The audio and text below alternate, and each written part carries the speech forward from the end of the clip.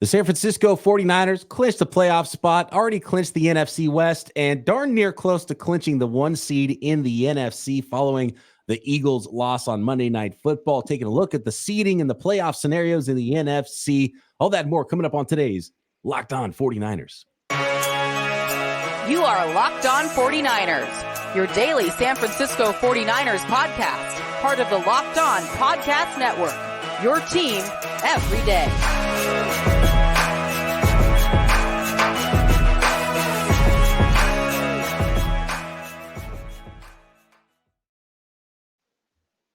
Welcome to Locked On 49ers. Brian Peacock and Eric Crocker with you as always at BD Peacock at Eric_Crocker. Thanks everybody for making us your first listen here on the Locked On Podcast Network. Your team every day. Got a special guest joining us momentarily. I do want to shout out all the everydayers out there subscribed up on YouTube and everywhere you get your podcast. Today's episode of Locked On 49ers is brought to you by Gametime. Download the Gametime app, create an account, and use code LOCKEDONNFL for $20 off your first purchase. Last minute tickets, lowest price, guaranteed.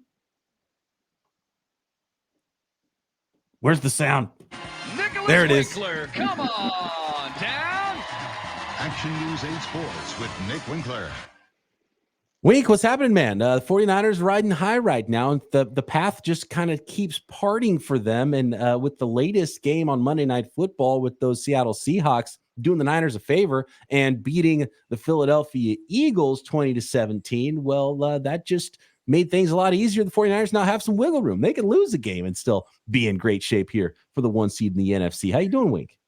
Good. It's been a weird couple of weeks, right? Last week, rooting for the Cowboys. This week, rooting for the Seahawks. Like, it felt a little dirty and a little wrong, but they won both of them. So it actually it made for a good night. I mean, what a showing last night by Drew Lock, right? And DK Metcalf on that last drive. Like, just fun to watch the Eagles lose. Like, there's nothing better right now for me than watching that happen. And it's exactly what the 49ers needed.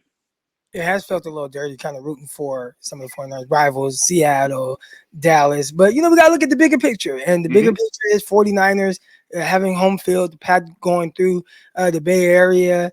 And I think even more so than, kind of rooting against a team or rooting for a certain team that we typically wouldn't, I think it's been worth it so far. Yeah. 49ers fans, you don't have to root for anybody else except for the 49ers the rest of the way. Like, nobody at all. In fact, the 49ers have so much wiggle room. All they have to win is they just have to win 2 of the next 3 games, and it's locked up. And if some other things happen, they could possibly even lose 2 games. And really, the least important game the rest of the way is coming up on Monday on Christmas against the Baltimore Ravens, because the important tiebreaker is the NFC conference record. So at Washington, then at home against the Rams is really the important ones. You got to win one of those, and if you win both of those, it's locked up. You win any 2 games the rest of the way, it's locked up for the 49ers. So the only thing the only disaster scenario really for the 49ers is if they were to lose both week 17 and 18 against the NFC opponents at Washington and at home against the Rams. And so, and that's with a win against the Baltimore Ravens. So really those 2 games are important and, would be best for the 49ers to have the opportunity to decide whether or not they want to start resting people in week 18, because if they win the next 2 weeks, if they beat Baltimore, if they win at Washington, it won't matter what anybody else in the NFC did. And the 49ers will have the 1 seed locked up with 1 regular season game to go. And then with a bye, and then you start asking yourself the questions, it's going to be like a rest versus rust debate. You don't want guys resting maybe too much in 2 weeks. So do you play it like a preseason game where they play the first half against the Rams? And it's hilarious because the Seahawks did the 49ers a favor by beating the Eagles and making their path to the 1 seed a little bit easier. But then also what they might have done is made it more difficult for themselves, because now the 49ers might sit there in week 18 and rest their starters against the Rams, who the Seahawks can need the 49ers to beat the Rams to help them get into the playoffs. So they might need some repayment from the 49ers for a win. And they might not get it because the 49ers path is now easier for the 1 seed. I know a lot of people have talked about kind of the rest and, if the 49ers do have things sold up, and obviously we're kind of fast forwarding a little bit, but hypothetically speaking, they win the next 2 weeks. What do you do week 18? And one thing that I've experienced, we're talking about like kind of resting, right? The first thing to go a lot of times is your cardio. So I know a lot of people are talking about kind of being rusty and whatnot, but you can 2 weeks, you can kind of get out of playing shape a little, right? Like as far as your whole team, one person, okay, we can kind of simulate certain things. An entire team, you kind of want to do things that simulate kind of the exertion that you're going to put out throughout games, which is really difficult. So that's the one thing I would be worried about a little bit. Weight training, that doesn't go anywhere. You could take 2 weeks off, 3 weeks off. You get back in the gym, it's going to be like you never left. Your endurance, man, that's the first thing that goes. So I'd be a little worried about that. And I would wonder what the plan for them would be to kind of keep guys in shape, in game shape and ready to go. Do they maybe treat it like the last game of a preseason, where, they're going to be out there for 3 series and, we're going to give them some snaps. So that way they have the whole week of preparation. They're getting ready. They're doing their cardio. They still have that game action. And then they get that week off after instead of, like you said, 2 full weeks. That's too long. Here's the other thing. What if you go into week 18, you got it locked up. Christian McCaffrey's 1 touchdown short of a franchise record, right? Brock Purdy's, a few, like 100 yards short or a touchdown short of something, maybe trying to lock up an MVP type of a thing for one of those guys. Does that play into you? Because I've gotten some feedback on social media. And first of all, I was like, the least important game the rest of the way is the Baltimore game. People are like, no, you got to go.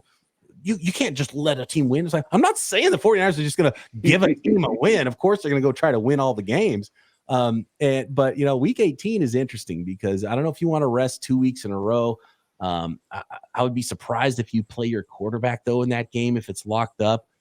But do stats play into it at all? Because I think, and I know that Kyle's done this before, where he tried to get, he was McCaffrey, right? Tried to get a touchdown and the consecutive games, the consecutive game streak. So it's on their mind, and I wouldn't be shocked at all if they played more than we expect in week 18, even in that scenario. Even though we are getting a little ahead of ourselves here, talking about 3 weeks from now. Is it like a bonus situation too? Some guys have, if I get 8 sacks, I get a huge bonus. They're lobbying to play that game, right? Something like that. You wouldn't want to take that away from a guy. Brock Purdy can use the money too. He does. I mean, he's not hurting for money, but he's starting to see some endorsement money come in for Brock too. He's got commercials happening now, and but yeah, he'd probably like a little bonus for whatever he might get. MVP. Is there an automatic MVP bonus in the league because it's not written into his rookie contract? I'm sure. So on the MVP thing, I talked to someone and he actually suggested something I thought was terrific. Said instead of calling it MVP, because it has turned into a quarterback award, why not just have a quarterback award like the Johnny Unitas Award, which is the best quarterback in the league that year. You call it the Joe Montana Award. Or the Joe Montana Award, right? And you still have your Offensive Player of the Year, Defensive Player of the Year, and those things, but name it, because it is a quarterback award. Like, it is extremely difficult to win that award if you're a non-quarterback. It took Adrian Peterson having, almost 2,100 rushing yards and breaking the rushing record coming off of an ACL to win and carry Christian Ponder to the playoffs for NFL MVP, right? And quarterbacks right now, even this year, we kind of threw out some numbers where you look at Brock. Bro, this is Brock's award right now to lose. Like, it's his, and Brock is winning MVP. But even then, if you match his numbers, which not all his fault, he throws less than any other probably MVP candidate in recent history. But if you put his numbers up to some of the other greats MVP seasons, it's way down there. So I think you should make it a quarterback award and just name it something that the Johnny Football or the whatever, the Joe Montana, the Johnny Manziel Award. and that way I think we won't look at it how I look at it now, which is like kind of unfair for the Christian McCaffreys of the world, who is having a terrific year and really has no chance of winning this award. And then the MVP would become like the Heisman, where it's just the best player. Well, I think you do away kind of with the MVP. I think you go the Johnny Unitas Award or Joe Montana Award, and then Offensive Player of the Year, Defensive Player of the Year. Interesting. I don't hate it. I don't hate it at all because it is the quarterback award, and the quarterbacks, who are the best quarterback in the league is going to be the most valuable player. And who knows? Maybe it's locked up this week, either Lamar Jackson or Brock Purdy head to head. I mean, it's very In fact, that's probably the biggest thing on the line because it's not as important as some other games for the 49ers. Even though it might be a Super Bowl preview, as far as games you can lose, it's not that important for the 49ers. It might have a bigger factor in the MVP award than anything else this week. But let's be honest, guys, if they're going to change it to like a named quarterback award, the NFL changed so many rules to protect this guy. They're going to call it the Tom Brady Award. Let's be real. Oh, yeah. Yeah. I wouldn't be mad at that. It would be okay. I fought with almost like Michael Jordan, Kobe Bryant, LeBron James. I despised LeBron James for a long time, even when he became a Laker. But watching him in year 21 have a triple-double last night, it's like it's impressive. It kind of is the greatest thing I've ever seen. I mean, it's still hard because I watched Michael Jordan as a kid, and I just saw how tenacious he was. And I mean, we're talking about 3 straight NBA Finals, retire, and then 3 straight NBA Finals, MVP, all that, right? Like that was amazing. I don't think we'll ever see that again. But what LeBron is doing at age 21, just casually dropping 30 points, having triple doubles. I mean, this is kind of amazing. You got to respect the game. Let's see LeBron. That was Tom Brady, like where for a long time we fought it because Joe Montana was ours and he was always considered, hey, that's the greatest quarterback ever. And then this guy, Thomas Brady comes around and all of a sudden it's like, oh man, he's good. And then it's like, okay, he's good. Then he's great, but he's not Joe Montana. And then he wins like his 7th Super Bowl. And it's like, he's the greatest. Well, let's see LeBron hang in AA baseball. All right, how about that? How about that, LeBron? All right, next, I want to talk more about the playoff seeding and some of these scenarios that could happen and little issues popping up for the 49ers that could hamper them, if anything. Next. Today's episode of Locked On 49ers is brought to you by PrizePicks, the most fun you will have playing daily fantasy sports this season. The easiest and most exciting way to play DFS. It's just you against the numbers instead of battling thousands of other players, including pros and maybe sharks in the pool.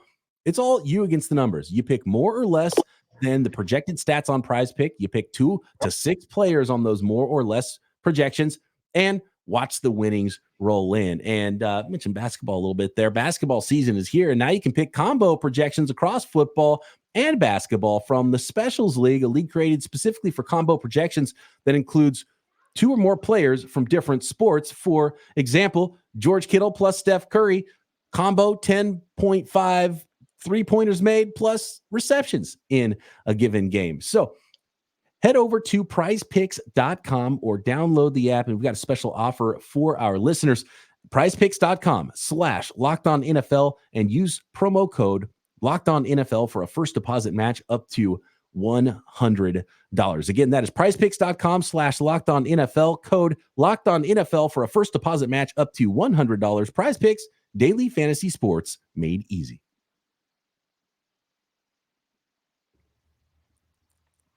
All right, so the 49ers sitting in a pretty good spot. 88% chance. They haven't locked it up yet. We shouldn't be counting the money yet, but the 49ers are in a pretty good spot now thanks to the Cowboys and the Eagles both losing, giving the 49ers some wiggle room. They only got to win 2 out of 3 to lock up that 1 seed in the NFC the rest of the way.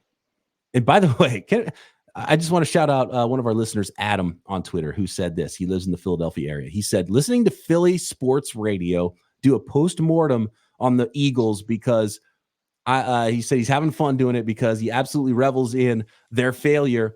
And the radio hosts are saying in the Philadelphia area that the beating that the Eagles took from the 49ers was akin to the one that Rocky Balboa took from Clubber Lang in Rocky 3, the one where that had Rocky's wife crying with Rocky in his arms. So that's what they're saying right now at Philly radio. The 49ers might have completely broken the Philadelphia Eagles, man, and they do look bad right now. And they're back down to the 5 seed, although that there's still some movement to happen there, probably between the Cowboys and the Eagles, the rest of the way between the 2 and 5 seeds.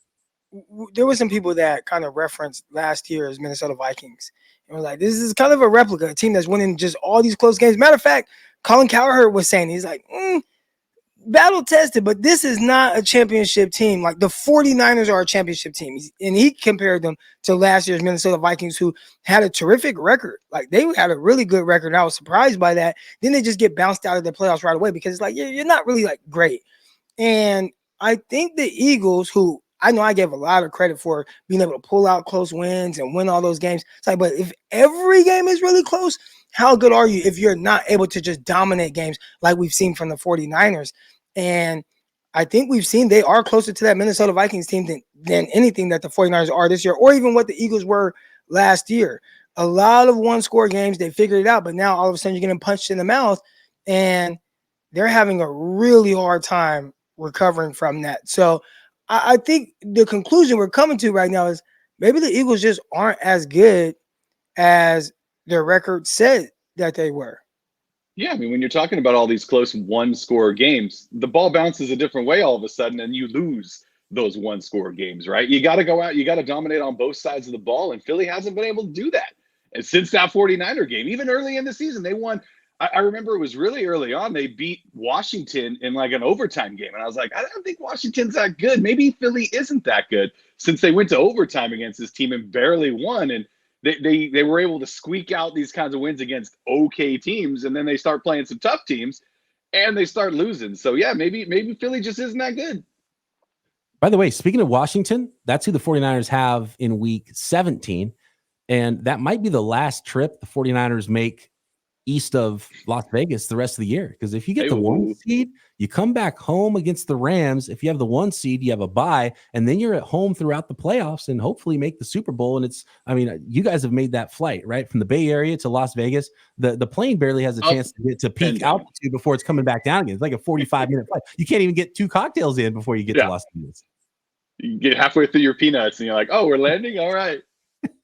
So ultimate scenario for the 49ers as far as rest, staying home, that 1 seed is pretty important, and only one team gets that bye in each conference. So it is important for the 49ers to handle business, win 2 games the rest of the season, and whatever they have to do in week 18, whether it's rest guys, whether it's not, get that 1 seed. That'll be huge, and it's a big advantage to have that. And the 49ers have had to go on the road so much in the playoffs recently. It'd be real nice for them to be at home and sort of be playing king of the hill a little bit. Philadelphia Eagles they just look bad. And the thing with the Eagles right now, even if they end up with the 2 seed, it won't matter for the 49ers because they'll be welcoming anybody into their place if they get that 1 seed. The Eagles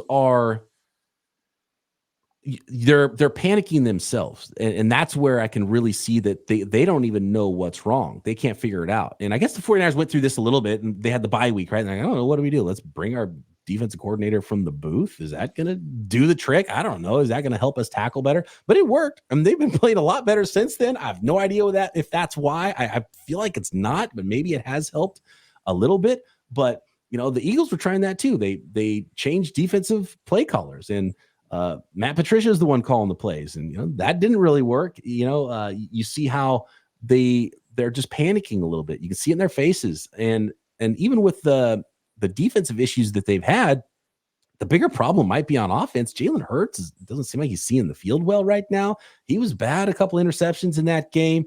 He's been bad for a few weeks, despite all the weapons on that team. So the Eagles just flat out don't look very good right now. And it's not like the Seahawks look great either. They were able to beat them, but the 49ers saw the Seahawks and the Eagles 3 weeks in a row. And I just saw a pretty mediocre team in both of those. And I didn't really see much that separated those 2 teams. And to be honest with you, when you look at what the Cowboys did last week against the Bills and what the 49ers did to the Cowboys early on in the season, maybe the Lions is the team you worry about the most. I don't know if you worry about anybody. That's why it's like, just handle your business, 49ers. I think that's where we're at right now. I think winning cures all. So even for the Philadelphia Eagles, is getting that monkey off your back and like winning that game and deciding factor, then everybody will start to feel a little bit better. But instead, they've lost 3 straight. And you talked about the 49ers kind of going through that. And man, they played great since then. But last game, gave up 284 yards on the ground and 29 points. And nobody batted an eye. Why? Because winning cures all. Like, you won. You put up 45 points. Nobody cares. I think that was my big thing during the 3-game winning streak. It's like, you gave up 22 points, and you guys are crying about and fire the defensive coordinator, but you win those games. Nobody even looks at that because more times than not you play well. Just like before the 3-game losing streak, the defense played well more times than not. You just got to figure out a way to win those games. And right now, the Philadelphia Eagles, they almost pull it off, but then that's the tough thing with playing all these close games in a game like this.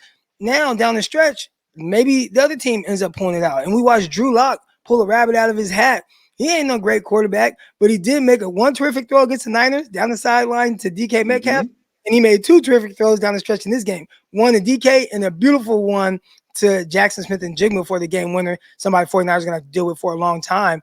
But when you keep games that close, every little thing matters. When you blow teams out and you put up 45 points, give up 84 yards or 284 rushing yards, I have not heard anyone mention it or anyone talk about how atrocious the run game was. And maybe they're just saying, well, because you didn't have Hargrave, you didn't have Armstead, maybe they're chalking it up to that. But it was bad. And it didn't matter because you still destroyed them. The Eagles are playing games that are too close and can't figure out how to get over that hump. Yeah, the defense looks a whole lot different past Sunday, right? Without Hargrave and without Armstead. Like those guys, they get paid a lot of money to be the big guys in the middle of the defensive line for a reason, because they're great football players.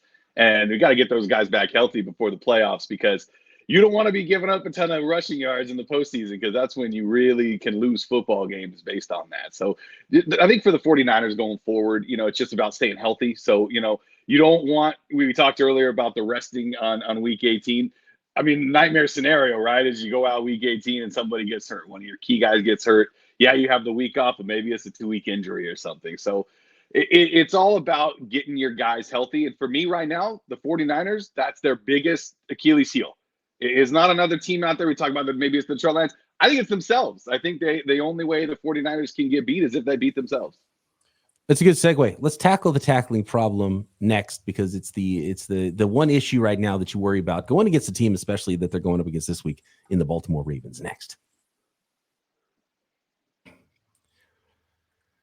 Today's episode of Locked On 49ers is brought to you by Gametime. You shouldn't have to worry when you're buying tickets to your next big event. You should be excited about it. It shouldn't be a hassle to get those tickets. And that's where Gametime comes in. It's the fast and easy way to buy tickets for all of your NFL games, sporting events, music, comedy, theater events near you. We're talking killer last-minute deals, all-in prices, views from your seat, and the best price guarantee. Gametime takes all the guesswork out of buying tickets.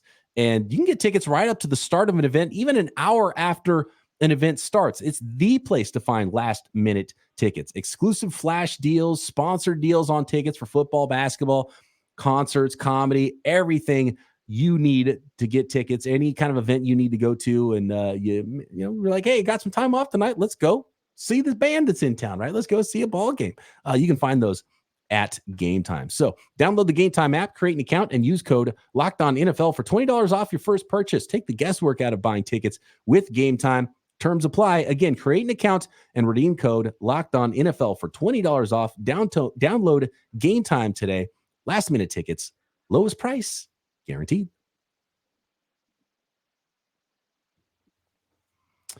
All right, guys, let's take a look at the tackling numbers, because I think, Croc, you put it great, because when you're putting up 45 points on a team, it doesn't matter if you struggle with your run defense, because a team's not going to run enough unless you are, whatever week that was against the Broncos where the Dolphins scored 70 points. It might run into some problems, even if you score 45, if you go up against that running game and you're not tackling well. But a team like the Baltimore Ravens that you're probably not going to score 45 points against, or maybe some of these teams in the playoffs, it could come back to bite you. And it's important. And so if you look at that 3-game losing streak earlier on in the season for the 49ers, they missed 10 tackles against Cleveland, which was a season high in the first loss. Then they missed 9 tackles against Minnesota the next week. And then what was then a season high, they missed 13 tackles in the loss against the Cincinnati Bengals. So those were the 3 highest totals of the season to that point. And then they missed 7 tackles against Jacksonville and a win. Only 4 tackles missed against Tampa, 5 against Seattle. But then it started to rear its head again. But they've been so good on offense, it hasn't mattered. They missed 12 tackles against Philly. 14 was a season high against Seattle. And then a new season high against the Arizona Cardinals last week. They missed 16 tackles. This is something now that's getting worse. And I don't think it's where Steve Wilks is calling plays from. they got to stop missing tackles, and you can't really blame that on your defensive tackles either. And you for sure have to start looking at one of the best players on your team, on your defense. Fred Warner was missing a lot of those tackles too. So, I mean, that's just a personal accountability thing, and these guys need to clean that up. And week 16 of an NFL season isn't a time that you need to be teaching professionals how to tackle other football players. Croc, how do you fix it? I think go ahead. Go ahead, Wink. So I'm thinking this is the week for it, right? I mean, if you're gonna fix it, you're gonna go up against a running team this weekend. You're gonna go up against a team that you know what they want to do. Yeah, Lamar's gonna pass the ball quite a bit, but they focus on the run. It's run first with that Baltimore offense. So I think you just got to go out and you got to look at the tape, see what's been going on the last few weeks. And like you said, especially with Fred Warner, take some accountability. You know he'll be the first to say he hasn't played his best, especially in this last game. 54 was on the ground a lot, and guys are running past him. Just by the eye test, you could see that. So I mean, this is when you go out. This is your next big contest. This is the only game that matters right now. Is right now. And this defense, you know they have a lot of pride. And so they just need to step up and really do what they know they can do. Greenlaw, Warner, go out, fill those gaps, hit guys hard. That's it.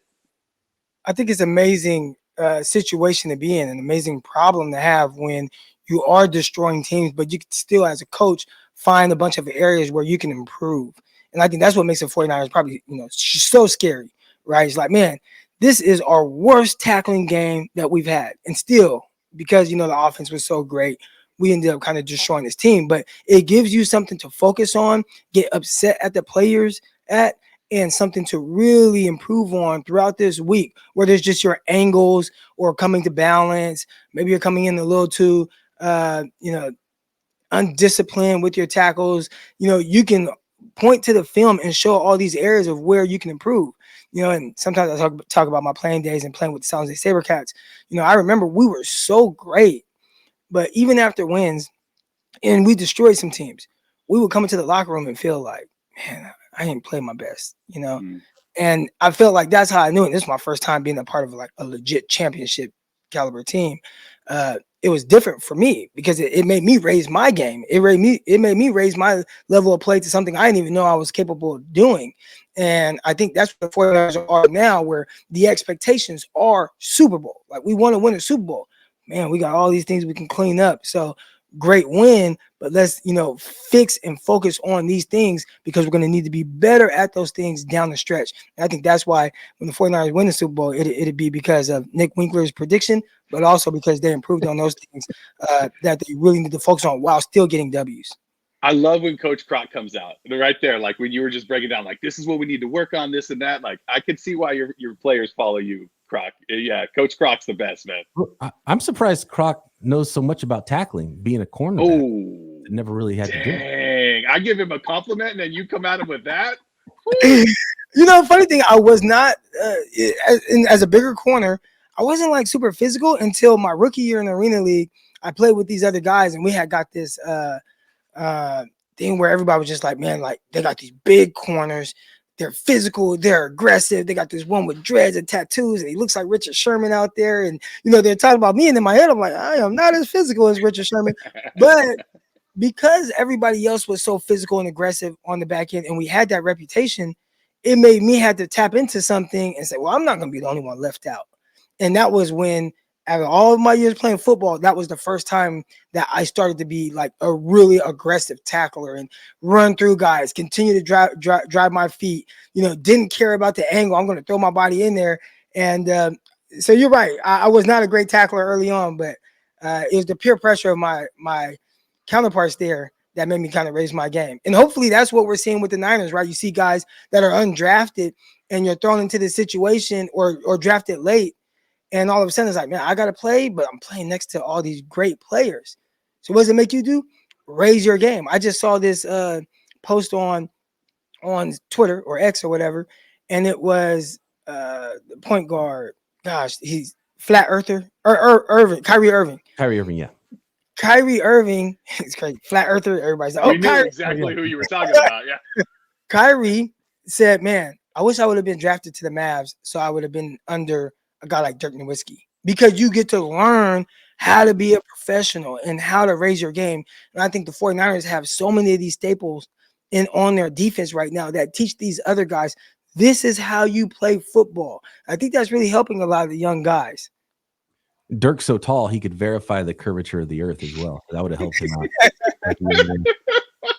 I think you hit on something important, and it's really one of the secret ingredients to the 49ers sauce is accountability and expectations. And the reason they've hit on all these late round picks isn't because Hufanga or Lenore or Juwan Jennings are more athletic than the other guys. They're wired a certain way and they play a certain way. And I wonder, like, how there has to be something to, obviously coaching is a part of it, but just the locker room and the accountability and how that's helped that one last element of development for a lot of players. And I think that's why the 49ers have hit on so many late picks, is because of that expectations. And guys come in that, aren't bonus babies, and they know they have to earn their spot and they have to play a certain way or they're not going to stick around. And we've even seen, first round guys like Brandon Ayuk benefit from that, right? And maybe go into the doghouse a little bit. And I wonder if there's other players around the league, like, I think the perfect example is that same draft class, because Jerry Jeudy, right? What if Jerry Jeudy came to the 49ers and Brandon Ayuk went somewhere else?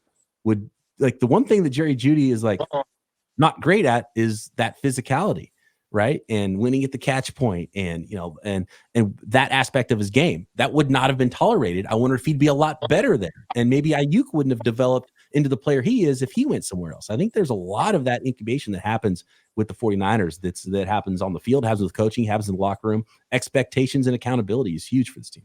Well, I think what they've done is they've gotten much better at drafting the guys that have those intangibles that they can build off of. Because if Jerry Jeudy's just, I don't want to use the word soft, but if he's soft, you know what I'm saying? Like, he's just likely going to continue to be soft. But if you draft somebody like Brandon Ayuk and he got that dog in him, we just have to bring it out of him on a consistent basis, then you can continue to drive home those points and he'll figure it out. The 49ers have drafted guys in the past that were soft and they just continue to be soft. And it's like, hey, you're not going to play for us if you continue to be soft. And it's like, I can't change it. It's just who I am. We've seen that. They've gotten a lot better at identifying the guys like Diamador Lenore, who, we talked a lot about his mentality. He's a smaller guy, but he's so scrappy. He's so aggressive. He's scrappy in there. He looked like a little dog. My wife has this, it's a schnauzer, right? It's like a Yorkie and Snork, whatever it's called. It's this little dog, but he just thinks he's so aggressive. And he's every time he sees a person walk, when I'm walking him, it's like he's choking himself trying to get to people. That was Diamador Lenore when he was trying to get the DK Metcalf. It's like, just this little aggressive little dog, man. But having guys that have that type of mentality, that type of mindset, and then building on it because everybody else has that mindset as well. Fred Warners, the Drake Greenlaws, the Hufungas. I think that they've done a great job at identifying that type of mindset in all of their players that they bring in for the most part. They've gotten it wrong a couple of times, but 90% of the time, they're finding that guy that they can build that mindset off of. And if they need to put him in the doghouse, which Lenore, I mean, think about it. He started out the gate for the Niners. There was an injury. He started. What they do, they end up benching him, played another guy, right? I mean, so a lot of these guys have gone through it, but they have the mindset to figure out how to get out of it. Unless you're Trey Sermon, and then they ship you off. Brock's got the dog in him. You know who else does? Mitch Wishnowsky. Yeah, he does. Winks Wishwash. Not his best punt. The first one of the game looked like a little funky coming off his foot. Only went 40 yards. There was the return. I was like, oh no, Mitch is gonna have a bad day. But he had 2 punts, and his second one, a boomer, 57 yards. They didn't even have anybody back. And how many times when you see that does it kick forward and go into the end zone for a touchback? Not Mitchie. Mitchie checks up, boom, inside the 20. 2 punts, 1 inside the 20. Actually, a really cool tweet. If you want to go check out my timeline, somebody tagged me, and it was at AM Football 20. It was Wishnowski when he was at Utah. There was a bad snap, and he had to run out to the left, and then he kicked it with his left foot, and he got it inside the 20. Like, Wishnowski's just the man, dude. Every week the legend grows. Love it. Fantastic, Wink. Appreciate the Wink Wish Watch. Appreciate you joining us here every week. The voice of the fan, my former radio colleague, and appreciate all the everydayers out there as well. Subscribe on YouTube and everywhere you get your podcast. Croc and I back tomorrow right here. Locked On 49ers. See you. Wow.